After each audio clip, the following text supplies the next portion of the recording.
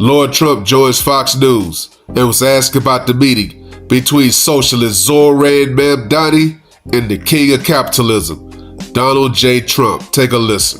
Well, thank you. Great to be with you, Sandra. It's funny because Donald Trump inspires everybody, doesn't he? He inspires his base to come out and vote. And clearly, Mamdani and a lot of Democrats use President Trump to inspire their base to come out and vote as well.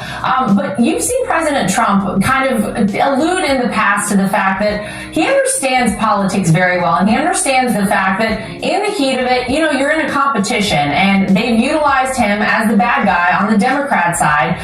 And despite that, I actually think that this meeting will be rather cordial. Now, President Trump has not held back at all when it comes to his feelings on Zohran Mamdani. He calls him a communist. He's very concerned about the direction of New York City. And I think that, rightly so, a lot of us look at this, and this is our biggest city in the country, Sandra. This is Donald Trump's hometown. He wants to ensure the right things happen there and that it's not utterly destroyed, which unfortunately I think a lot of us feel like maybe it's on that path. So I think it'll be very interesting to see these two men together. I do think it'll be cordial. I do think that if they allow cameras in, get ready, sit back and watch, ladies and gentlemen, get your popcorn ready. But Mamdani's coming there asking probably for a blessing from President Trump to receive a lot of that federal money we've heard the president talk about in the past. So he'll probably be on his best behavior, but I think we're all definitely paying attention. Lara was then asked, knowing the criticism that has taken place between Zohran Mamdani, him calling Donald Trump a fascist, and Donald Trump calling him a communist, will there be any common ground between the two men other than them both being from Gotham City? Take a listen. Well, hopefully in their love of that city. I think that might be all, Sandra, I can think of, because it is so vastly different. We know that President Trump believes in capitalism. He believes in creating jobs. He believes in ensuring that, the future looks bright via people working hard for that future. Socialism is the opposite. We want to distribute everybody's money to people who didn't earn it. And it stifles things like innovation and creativity. It is really the opposite ideology. So I don't know how much they'll have to connect on, but perhaps their love of New York City, perhaps the idea that they both want to see a brighter future, albeit completely different ideologies in terms of how to achieve it. But again, I do think it'll be cordial. You've seen President Trump in the past sparring with people on stage in a lot of those debates, and now look at our Secretary of State, Marco Rubio.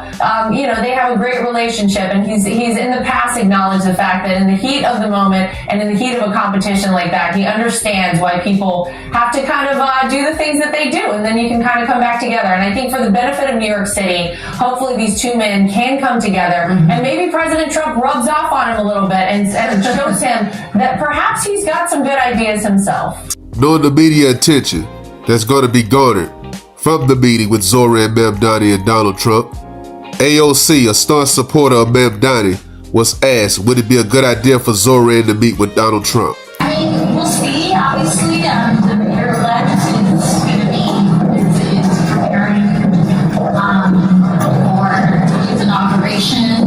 Of course, he's indicated that he's willing to sit down with anybody and everybody. So we'll see. I think we're both in the same boat and seeing, how the meeting goes. Maybe a good example.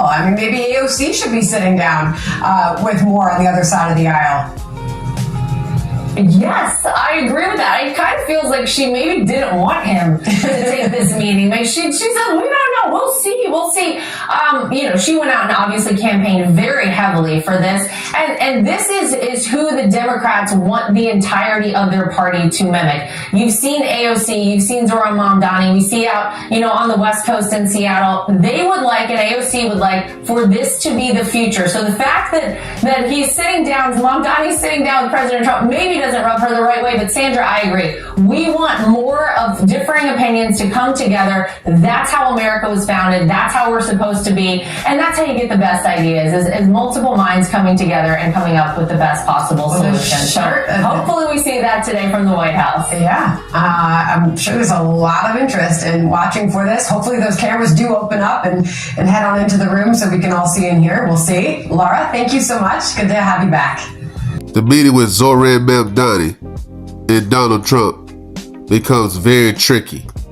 Because although Zohran Mamdani is very personable, we all know Donald Trump is a great businessman. Zohran Mamdani seems to be a guy that likes to play checkers.